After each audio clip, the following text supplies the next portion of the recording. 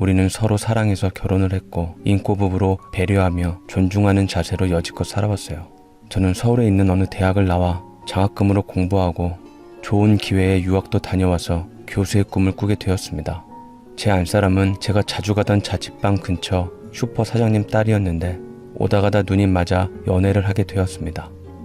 저는 대학생이었던 반면 아내는 당시 고졸인 상태에서 은행에서 일하고 있었어요. 요새야 은행 가기가 하늘의 별 따기지만 그때는 상고 나와서도 은행에 취업이 가능했던 시절이었습니다. 고졸이었지만 굉장히 똑부러지고 착한 여자였어요. 제가 어렵자 모은 돈을 내어주기도 하고 저밖에 모르고 산 사람이라 반드시 미래에 함께하겠다는 생각을 했습니다. 물론 저희 부모님께선 제가 아내와 결혼하는 게 손해라고 생각했던지 반대했지만 전 강행했어요. 아내만큼 좋은 여자를 또 만날 자신이 없었고 순수한 그 마음을 알았으니까요. 마음 먹은 대로 결혼은 했지만 자식은 제 공부로 인해서 가장 노릇을 하느라 최대한 늦게 가졌습니다. 석사를 받은 후 뒤늦게 결정지어진 제 유학 문제로 은행을 그만두고 저를 따라 나섰습니다. 녹록지 않은 생활이었지만 유학 생활에서 첫 딸을 낳았고 나중에 한국으로 돌아와 둘째 아들을 낳았습니다. 교수 임용이 결정되었을 때 가장 기뻐했던 것은 아내였어요. 아내는 제가 공부하는 학자로서 교육자의 길을 걸어가자 본인도 저와 자식들에게 바람직한 엄마의 모습을 보여주고 싶다며 뒤늦게 공부해서 학점은행제로 학사를 땄습니다. 복지에 관심이 많아서 같이 봉사활동도 하고 어려운 이웃들을 도우며 그렇게 살아갔는데 우리 아들, 딸들은 그런 것을 보고 배우며 자랐습니다. 그래서 그런가 어렸을 적부터 애들은 어디 가서 인성 나쁘다는 소리는 안 듣고 자랐습니다. 아휴, 어쩌면 애들을 이렇게 잘 키우셨어요. 참 착하고 예쁘네요. 아버지가 교수라서 그런가? 자식들이 바람직하게 잘 자랐어요. 라며 이웃 주민들이 우리 애들을 보고 그렇게 얘기했는데 아내는 그럴 때마다 겸손하게 대처하며 제게 누가 되지 않게 조심스러워하며 웃기만 했습니다. 그런 아내가 저는 너무 사랑스러웠고 고마웠죠. 아내를 보면서 저는 주변 같은 교수들이 대학이나 직업적인 부분에 대해서 차별을 하는 것들이 이해가 되질 않았습니다. 특히나 제 옆방을 쓰는 장 교수라는 작자가 하나 있었는데 툭하면 애들한테 말하기를 니들은 이미 지방대 나온 걸로 좋은 회사에 자리 잡은 기회를 놓쳤어. 그래서 더 성적에 신경 쓰고 자격증이나 어학연수 같은 스펙에 더 신경을 써야 돼. 영원히 놀고 싶지 않으면 공부해라. 라고 하는데 왜 같은 말을 저렇게 기분 나쁘게 할까 좀 거슬렸습니다. 물론 제가 재직했던 학교가 지방대학교이긴 하나 나름 취업도 잘 되고 영리한 애들이 집 가까워서 자주 오기도 했었는데 자신이 몸담은 학교 학생들에게 왜 그렇게 막말하는지 도무지 모르겠더라고요. 본인 안사람도 같은 학교 교수였는데 둘 다 상태는 비슷했습니다. 그걸로도 여러 사람 참 감정상하게 만들었죠. 툭하면 자신의 부인, 동생이나 자식들 자랑에 주변에는 사람이 많질 않았습니다. 금목자학이라고 어차피 그 정도 위치에 되는 사람들 주변에는 웬만큼 잘난 사람들이 모이기 마련인데 특히나 그 사람은 저를 까는 걸로 자신의 위치를 높이려 하는 사람이라 일부러 피했습니다만 가끔 작심하고 걸고 넘어질 때면 같은 소리를 기분 나쁘게 들을 수밖에 없었습니다. 윤 교수님, 이번에 따님께서 전문대 들어갔다면서요? 어휴, 어떡해. 하긴 사모님께서 고졸이시라 자식 교육시키는 게 버거우셨나 보네요. 못 배우면 돈 쓰라는 말이 딱 맞다니까요. 항공 전문대 갔다고 하던데 뭐 딸 승무원 시키시려고요? 우리 딸은 이번에 서울대 나와서 지금 유학 준비 중인데 언제 한번 비행기에서 윤 교수님 따님께 서비스 받으려나? 우리나라는 그게 참 문제예요. 서비스직을 그렇게 높이 살 필요가 없는데 그저 승무원이라면 눈 돌아가지. 용모 단정한 웨이트리스나 뭐가 달라요? 비행기이다 가게다 이 차이지. 요새 우리나라 찾는 외국인들도 많아서 웨이트리스도 영어 엄청 잘하더라고요. 라고 말을 하는데 이게 뭔 개 풀 뜯어먹는 소리인가 싶었습니다. 감정이 불쑥 올라왔지만 평소 침착한 아내가 조언해준 대로 동료와 분란을 만들지 않기 위해 가다듬고 입을 열었죠. 우리 딸아이는 어릴 적부터 승무원이 꿈이었기 때문에 항공학과에 진학한 거예요. 자신의 꿈을 이루기 위해서 영어 공부도 열심히 하고 많이 노력했습니다. 장 교수님 따님은 인류대학 가서 유학 준비하는 건 잘 알겠지만 그걸로 제 딸을 후려치기는 안 했으면 좋겠습니다. 라고 할 말 똑바로 한 후 곁을 지나가니 어이없다는 듯 절 쳐다보는 것 같더라고요. 어쩌면 그때부터 장 교수와의 악연이 시작되었는지도 모릅니다. 마침 동료 교수도 함께 있어서 고소하다는 듯 웃고는 그 작제에 대해 뒷담화를 하기 시작했습니다. 아유, 고소해라. 장 교수님 따님 인류대학교 나왔다고 어찌나 자랑을 하시는지. 그렇다고 왜 엄한 윤 교수님 따님을 후려치게 한대요? 아, 진짜 웃긴다니깐요. 참, 근데 제가 알기로는 장 교수님이 딸 하나 아들 하나 이렇게 자제분이 있는 걸로 알고 있거든요. 그런데 딸 자랑만 하시고 아들 얘기는 일체 없으시더라고요. 그 아들이 워낙 장 교수님 교육 기준에 미달이어서 반항하며 집을 나가 의절했다는 소문이 있던데, 아휴, 참, 그래도 고슴도치도 지 새끼는 이쁘다고 했건만 공부 좀 못했다고 너무하지 않아요? 라고 말을 하는데 저는 뒷담화로 같은 사람 되고 싶지 않아 품위를 지키기 위해 굳이 그런 얘기에 반응하진 않았습니다. 생각해보면 장 교수가 아들 얘기를 많이 하지 않은 건 사실이었습니다. 그놈의 딸 바보 면모만 봤지 아들 얘기는 입 밖에 내질 않았으니까요. 자랑 좋아하는 장 교수가 아들에 대해 감출 정도면 무슨 사정이 있겠거려니 했습니다. 교육 수준 떨어진다고 의절하는 부모 자식이 어디 있겠습니까? 어쨌거나 저는 자신의 꿈을 위해 한 발자국씩 나아가 노력하는 모습이 좋아 보였고 아빠로서 응원해주고 싶은 마음이 간절했습니다. 아내도 마찬가지였죠. 딸은 졸업 후에 승무원 학원 한번 다니지 않고 바로 승무원에 당당히 합격했는데 아직도 딸이 울면서 좋아하는 모습이 눈에 선해서 기쁩니다. 아빠, 내가 어렸을 때 성공해서 아빠랑 엄마 꼭 비행기 태워드리겠다고 했잖아요. 거봐요. 내 말이 맞죠? 내 꿈을 이룬 게 난 성공한 거라고 생각해요. 유럽도 가고 동남아도 가고 승무원 딸내미 뒀으니 이제 여행 많이 다니세요. 라고 말을 하는데 말만으로도 참 고마웠습니다. 딸이 꿈을 이룬 나비 효과는 아들도 자극이 되었나 봐요. 누나가 자신의 꿈을 이루는 것을 본 우리 아들 역시 자신의 꿈을 실현시키기 위해서 마음 먹었답니다.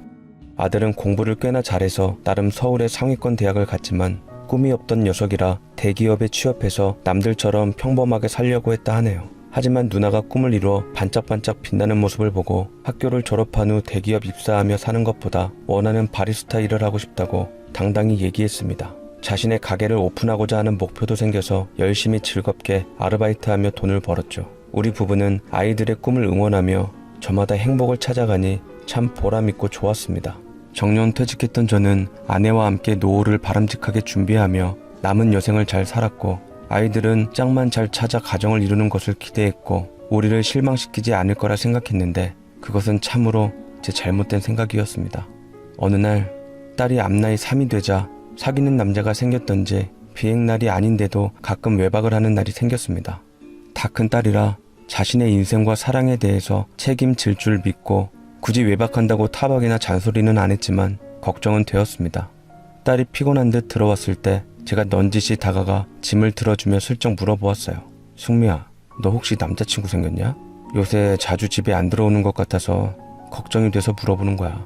승미 너한테 고리타분하게 안 하려고 하는데 자꾸만 묻게 되네 라고 말하기도 했는데 딸은 제게 조금만 기다려달라고 때가 되면 알아서 소개하겠다고 아리송한 뉘앙스를 남겼습니다. 아니라고 얘기하지 않고 일단 기다려달라고 하는 것을 보아하니 분명 남자친구가 있는 건 확실한 것 같더라고요. 우리 애는 고가의 명품 물건들을 가끔 들고 왔는데 유명한 제품이라 로고만 봐도 알 수 있었습니다. 웬만하면 참견 않던 아내는 그런 고가의 선물은 함부로 받으면 안 된다고 딸에게 주의를 시켰습니다. 자꾸 안겨주는 걸 어쩌냐고 딸 역시 한 번도 쓰지 않고 차곡차곡 방 안에다가 몇 개 모아두다가 무슨 말을 들었던지 가끔 하나둘씩 갖고 나갔지만 많이 들고 다니지는 않았습니다. 자주 나가서 웃는 얼굴로 혹여는 굳어진 얼굴을 하며 감정 기복이 심한 것이 혹시 나쁜 사람을 만나는 건 아닌가 싶어 저나 아내를 걱정시켰지만 그래도 다행인 건 한 몇 달 뒤에 저희는 딸의 소중한 인생의 동반자를 무사히 볼 수 있었습니다. 승미랑 1년 넘게 교제하고 있는 장찬욱이라고 합니다.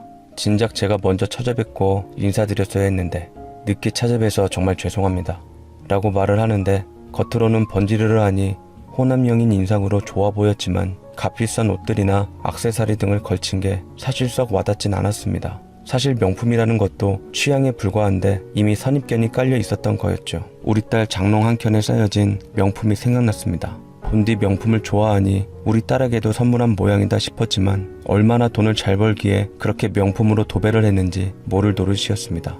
우리 딸은 여자인데다 면세점을 제 집 드나들듯 하는데도 제 돈 주고는 안 사봤는데 이 사람은 비싼 것을 턱턱 사입고 프로포즈도 통 크게 바 하나를 통째로 빌려 했다는데 전 어쩐지 걱정이 되더라고요. 그 사람을 돌려보낸 후 제가 딸아이에게 물었습니다. 승미야, 정말 저 사람이 좋으냐?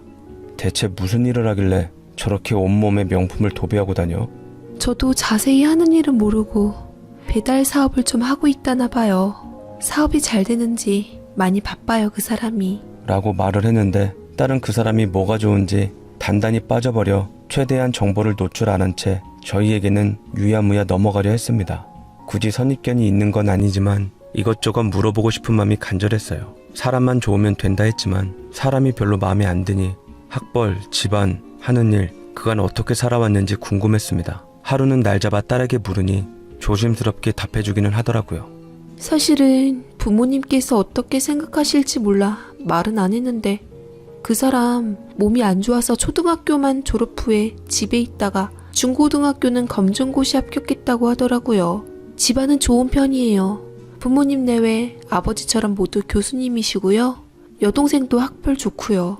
하는 일은 저번에 말했던 것처럼 사업하고 있어요. 이것저것 하다가 자수성가로 사업을 꾸렸다는데 그 사람도 같이 직원 일을 하면서 몸서 솔선수범하고 있다더라고요. 그래서 그 사업이란 게 뭔데? 편견 갖고 보시지 마세요. 서비스 사업의 일종이에요. 배달 사업을 한다고 하던데 직원들도 부리고 바쁘면 사장인 그 사람도 같이 일을 하는 것 같아요. 힘들 때 뭐라도 해볼 요량으로 어렸을 때 중국집 배달 아르바이트를 했는데 그 일이 나쁘진 않았나 봐요. 아예 그쪽으로 사업 노선을 정해서 같이 하고 있더라고요. 배달 사업 겸 배달 일을 하고 있다는 소리였죠. 뭐 딸이 어떤 남자를 데려오든 인성만 바르면 된다고 생각을 해서 직업까지 생각은 안 했는데 직업에 분명 귀천이 없다 여겼지만 마음에는 걸렸습니다. 허나 티는 내지 않았어요. 딸이 좋아하는 만큼 좋은 면만 보려고 노력했습니다. 부모가 둘 다 교수였으면 나름 어렵지 않게는 자랐을 텐데 어렸을 때 배달 아르바이트를 했다고? 참 특이한 친구구나, 그 친구가. 자신의 인생을 누군가에게 얽매이지 않는 것도 좋고요. 스스로 정해서 원하는 것이 뭔 줄 알고 그 꿈을 향해서 실현해 자수성가한 그 사람 인생이 저는 참 멋져 보이더라고요. 저와 어느 정도 닮아 있다고 생각이 들어 참 매력적이었어요.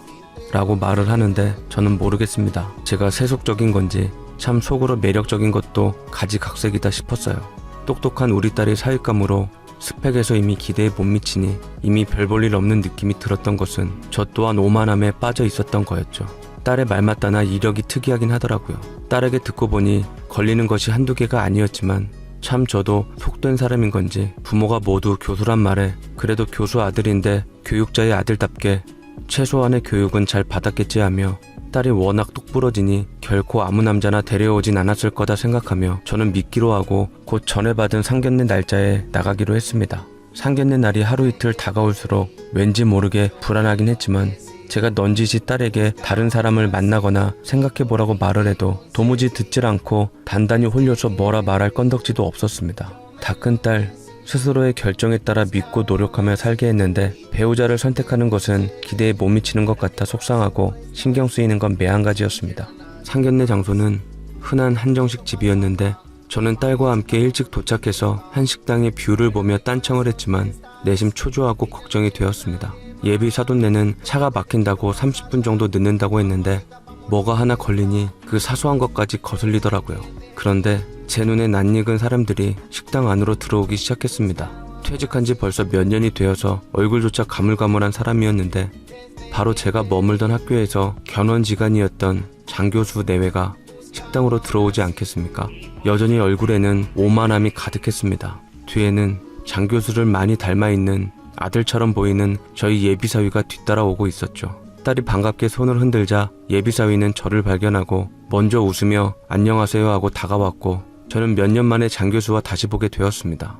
장 교수는 제가 우리 딸아이의 아비인지 미리 알았던 듯 여전히 시건방진 얼굴로 다가와 인사 후 자리에 앉더이다. 이거 오랜만입니다. 얼굴이 많이 안 좋아 보이시는데 요새 힘드신가 봐요. 전 아들 녀석한테 미리 얘기 들어서 윤 교수님 따님인 줄 알고 있었는데 윤 교수님은 모르셨나 봅니다. 따님하고 별로 대화가 없으신가 봐요. 오랜만에 만났는데 시비를 거는 장 교수를 한 대 쥐어받고 싶었지만 참았습니다. 내 얼굴이 안 좋았던 건 순전히 딸 걱정 때문에 그쪽 아들 때문에 스트레스 받아서였다고 말하고 싶었지만 그것도 참았습니다. 딸의 모습을 보니 쭈뼛거리는 게 아무래도 사전에 서로 부모의 존재에 대화를 했고 어느 학교 어느 교수라고 말해 밝혔는데 평소 저와 지 아비인 장 교수 사이가 안 좋았다는 것을 알았던 예비사위가 딸에게 일찍이 입단속을 시킨 것 같았습니다. 아들이 검정고시 출신인 것을 참을 수가 없어서 여태 명문대 다닌 딸 얘기만 하고 아들 얘기는 안 했나 싶었습니다. 옛 소문에는 의절했다고 듣기도 했는데 지금 부모로서 나온 걸 보면 그건 또 아닌 것 같았습니다. 남들에게 얘기도 제대로 못한 채 아들을 감출 땐 언제고 상견례 때는 아들 가진 유세로 거드름을 피우며 곧 퇴직을 앞두고 있다던 장 교수는 제게 이런저런 얘기를 했습니다. 나는 솔직히 서비스직 하는 며느리는 별로인데 들으셨는지는 모르겠지만 우리 아들이 배달 관련 사업 일을 하니 나중에 아내로서 써먹을 수는 있을 것 같아 못내 허락했습니다. 배달도 일종의 서비스니 둘이 잘 맞을 것 같더라고요. 뭐 워낙 우리나라 사람들 대우받는 거 좋아하니 서비스직은 만년묵기이죠. 그것도 아무나 하는 거 아니죠. 우리 집안 사람들은 대우만 받을 줄 알아서 대우해 줄 줄 아는 며느리가 나쁜 점만 있는 것 같지도 않고요. 시부모님은 하늘이라고 평소 잘 가르쳐 놨으리라 기대해도 되겠죠? 우리 아들 학벌이 좀 우습게 보이시겠지만 원래 영재였는데 몸이 안 좋아서 중고등학교 못 가고 검정고시 봤어요.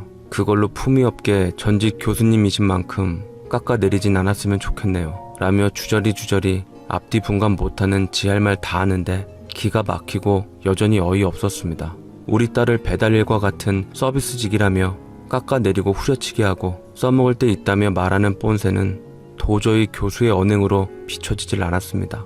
막말로 학교에서도 말들이 많았는데 상견례에서도 무리하기 짝이 없었습니다. 솔직히 배달 일을 폄하하고 싶지도 않고 폄하한 적도 없었지만 우리 딸이 대형 항공사에 들어가기 위해 밤낮으로 영어 공부하고 면접 준비한 승무원 일을 같이 묶어 얘기하니 기분이 나빴습니다. 내일 모레 정년 퇴직인 사람이 나이값 좀 하라 하고 싶었지만 딸의 노심초사하는 얼굴에 딸 가진 죄인으로 겨우 참았는데 장 교수는 학벌로 안 되니까 사위가 그동안 자수성가해서 돈을 많이 벌었다며 사업도 감이 있어야 하는 거고 머리가 있어야 하는 법이라고